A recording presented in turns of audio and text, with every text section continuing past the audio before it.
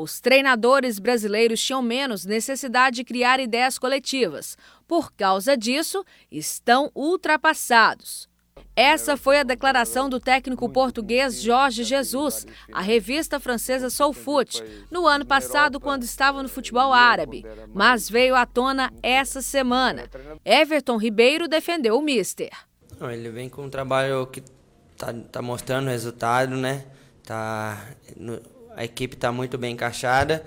Acho que é o momento de todo mundo aprendendo, né? A gente que é do Brasil aqui tá aproveitando essa oportunidade de ter uma nova cultura, trabalhando aqui com a gente, novas ideias.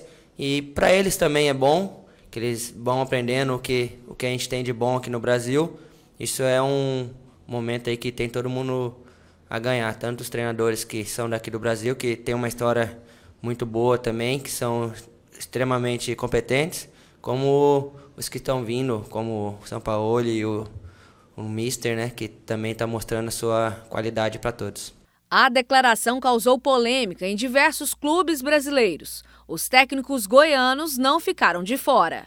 Quando ele deu aquela entrevista, ele estava trabalhando nos Emirados Árabes. E naquela época, por coincidência, o treinador brasileiro, que é o Péricles Chamusca, que estava lá, estava com uma campanha melhor que a dele, com menos material humano, com menos investimento, ponto. Passaram-se, acho que 2 anos, 1 ano e meio, ele veio para o Brasil. A opinião dele naquela época poderia ser essa.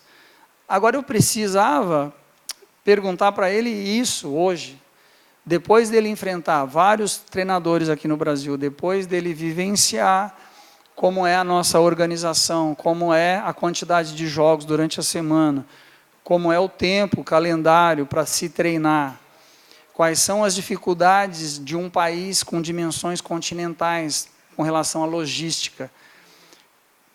Contextualizando tudo isso, hoje, talvez a resposta dele não seria aquela. Vamos respeitar a história do Zagallo, vamos respeitar a história do Filipão, vamos respeitar a história do Tinho, do Brandão, do Telê e de todos esses que foram referências para mim e para outros profissionais do futebol brasileiro. Nós temos que tirar o chapéu, sim, para o Abel, para o Oswaldo, para o Levi, para o Nelsinho Batista, para aqueles que foram referência para a gente, jovens treinadores, que deixaram o legado. Todo novo ator olha para o Tarcísio Meira ou para o Francisco como uma referência.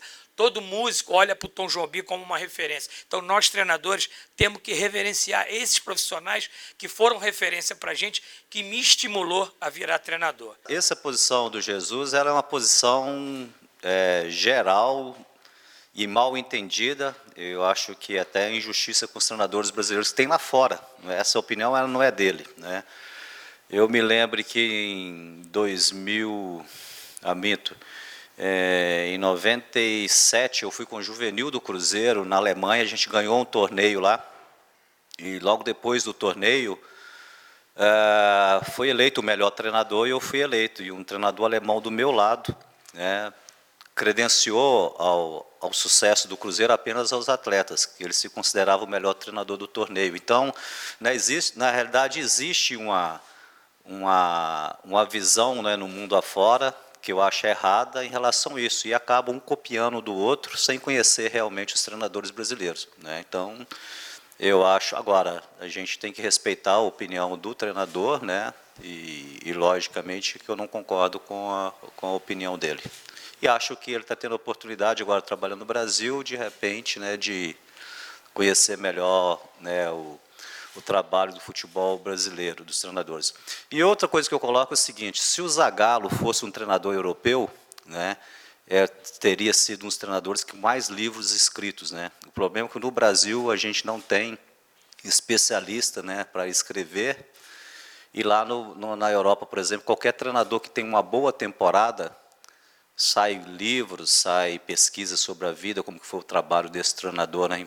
Infelizmente, a gente vive num país onde a gente não tem essa cultura e também que não tem pessoas com capacidade para escrever, né, sobre os grandes treinadores que a gente tem no futebol brasileiro, né? Por exemplo, a seleção de 70 no Brasil era para ser estudada e ela não era só para ser acreditada aos jogadores, ao sucesso daquela seleção, né? Porque o o trabalho que o Zagallo fez com aquela seleção de conseguir jogar junto Rivelino, Pelé, Tostão, Clodoaldo, Piazza, ela não é qualquer treinador que conseguia fazer aquele trabalho, não. Então, eu acho que a maior seleção do mundo foi dirigida por um treinador brasileiro, e que pena que nosso país não tenha cultura de pesquisar e escrever sobre os nossos bons treinadores.